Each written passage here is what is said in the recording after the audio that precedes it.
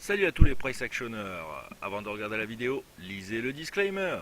Je vous rappelle que cette vidéo n'est absolument pas un conseil en finance. Donc aujourd'hui, bonjour à tous, screening technique hebdomadaire. Donc on va attaquer par l'USD Yen.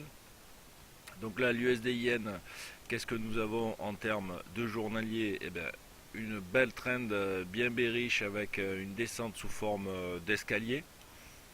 Un peu. Donc là, depuis le gros mouvement du 28 avril, nous sommes sur un petit canal de retracement bilatéral. Là, on commence à avoir un petit double top. Pourquoi pas une proposition donc shorteuse sur close sous cette barre blanche ici, sous cette barre blanche, pour aller rechercher les derniers bottoms, voire des objectifs un peu plus profonds. À la hausse, eh bien, ce serait l'inverse. C'est-à-dire juste au-dessus, une belle close au-dessus des 109,41 pourrait nous amener sur un cran supérieur, c'est-à-dire le test des 111,90 sans problème. Mais là, on est sur une belle petite opportunité ici, sous forme de micro-range. Ensuite, nous allons regarder, donc, par exemple, l'AUD USD.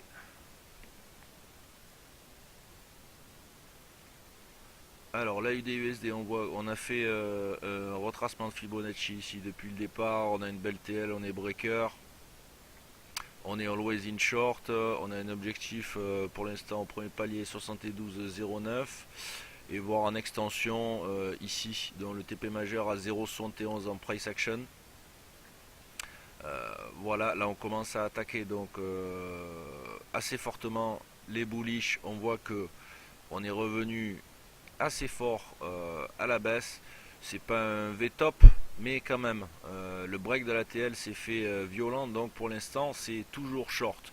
Une grosse validation serait tout simplement le passage au-dessus de la moyenne mobile sur l'OSI.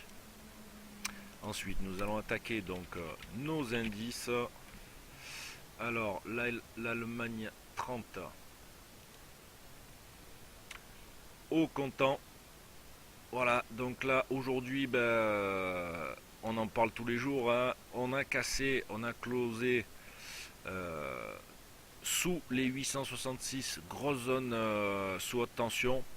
Le gap, donc, pour moi, je le considère comme closé dans le sens où c'est comme s'il y avait eu un beau MZ bearish qui clôturait sous notre zone.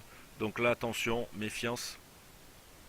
Parce qu'on pourrait très bien aller rechercher. Il va y avoir un peu de bataille, je pense, sur les 734, mais après, on pourrait aller très très vite rechercher le cran en dessous, c'est-à-dire 9438, voire 9400, le chiffre rond, bien sûr, sur notre DAX. À la hausse, un passage très vigoureux et franc au-dessus des 10 120 pourrait nous redonner un élan haussier pour aller rechercher les 10 490, mais pour l'instant, UTF est bearish sur le DAX, il n'y a aucun problème. Ensuite, nous allons donner un coup d'œil au Dow Jones.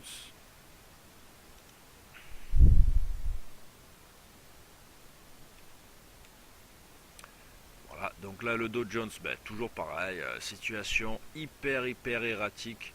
Je pense que là on va se formaliser sous forme de grosse zone de ranging, à peu près comme ceci. Voilà, on va pouvoir peut-être, pourquoi pas, obtenir une zone de ranging à peu près comme ceci. Donc bon, là c'est vraiment que de l'intraday, vraiment que de l'intraday. Un vrai directionnel pourra être donné, donc au-dessus des 188 ou en dessous des 18 188 ou en dessous des 17 388. Sinon, pas de proposition sauf de l'intraday, bien sûr. Et enfin, nous allons terminer